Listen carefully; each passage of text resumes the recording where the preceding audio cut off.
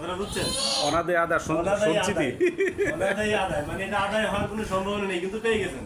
তাহলে কি করা উচিত তাই বলুন। আচ্ছা, 1,00,000 টাকার চেক এখানে আমি মানে এর আগে যা দেওয়া হয়েছে ওটা আমার কোনো ইয়াও নাই, ঠিক আছে?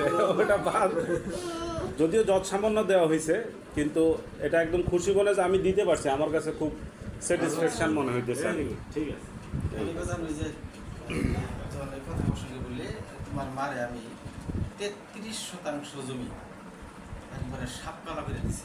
ও দিবে। আমার আব্বা তো আমার আম্মার নামে তো একটা ইয়েই লেখা দিছে, ঠিক আছে? কিন্তু এর আগে আম্মা দেখা গেলো, আমি এগুলো সম্বন্ধে খুব একটা ভালো ধারণা ছিল না। আব্বা দেখতাম যে আম্মারে বলতেছে যে এই সোফা সেট কিনছি, টিভি কিনছি, কিনছি, তুমি তো আমার কাছে টাকা পাও, ওগুলো দিয়ে ইয়ে হয়ে গেছে। তা আগে তো এরকমই ছিল। এখন পরে আম্মাও দেখি কখনো কিছু বলে না, আমাকে যাই দিছে আলহামদুলিল্লাহ, সমস্যা না। আম্মা আরও লজ্জা পাইতো না কথা বলতে। তো ওই লেকিংস ছিল। যাই হোক, পরবর্তীতে যেটা ধারণা হয়েছে যে আসলে এটা তো সাথে সাথে পরিশোধ করা উচিত। যাক, আল্লাহ রাব্বুল আলামিনের কাছে শুকরিয়া যে